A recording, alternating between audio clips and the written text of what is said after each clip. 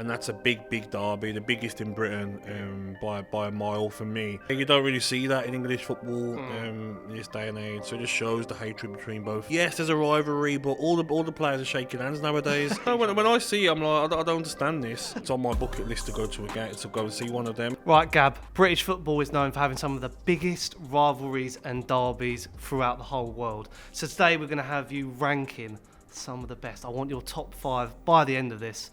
But I think we should start with talking about one of the biggest ones, one of your favourite ones that I know of, Aston Villa versus Blues. Like, what did that mean to play in that game?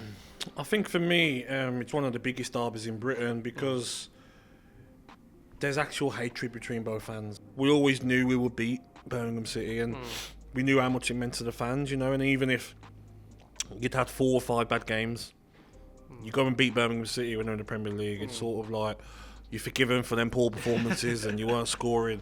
So massive game derby, and you know, gets very heated. You see the incident with Jack Grealish as well.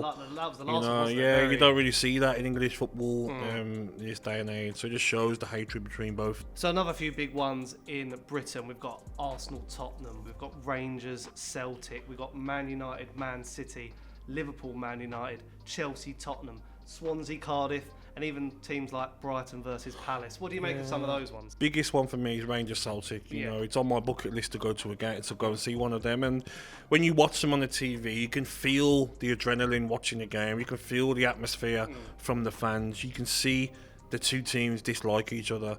And that's a big derby, the biggest in Britain by a mile for me. But then some of the others, I'm thinking Manchester United, Man City, not really for me. Manchester United, that's too new, that yeah, one, so. Manchester United, Liverpool. Yes, there's a rivalry, but all the players are shaking hands nowadays.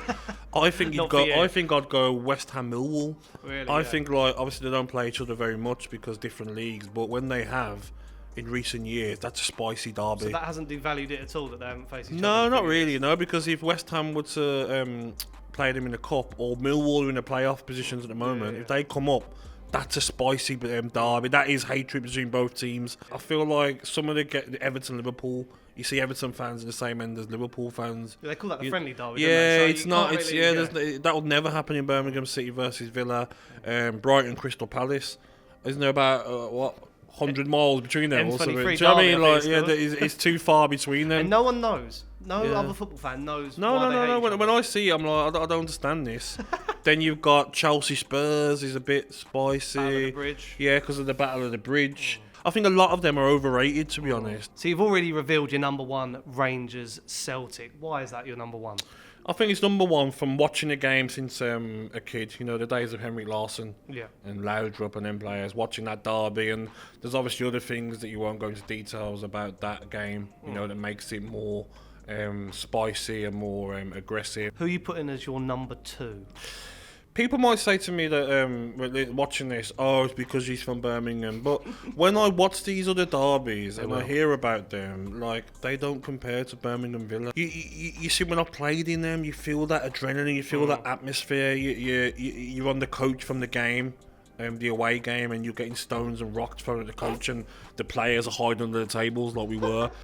Number 3. That's tricky tough. now. Yeah, we're getting tricky. Yeah, number 3. I'm probably gonna go Manchester United, Liverpool, because of the history. Yeah. You know, Liverpool winning so many leagues, Manchester United then taking over, you know, similar amount of league titles. Number 4, I will go with West Ham, Millwall. Yep. Yeah, I feel like that's a big derby. You know, Millwall are renowned for having that fan base. The firms. The firms. And Would you be in a firm with a West Ham aren't soft either. The rest of them are soft.